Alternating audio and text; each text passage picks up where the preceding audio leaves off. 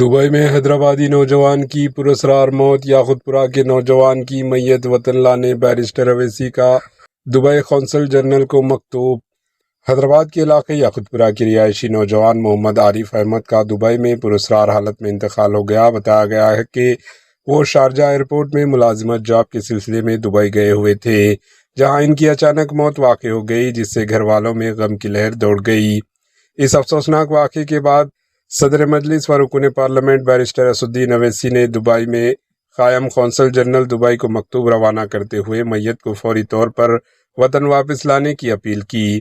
اپنے مکتوب میں بیرسٹر اویسی نے حکام سے درخواست کی ہے کہ میت کی منتقلی کے عمل کو تیز کیا جائے تاکہ حیدرآباد میں موجود متوفی کے ارکان خاندان جلد از جلد تدفین ادا کر سکیں۔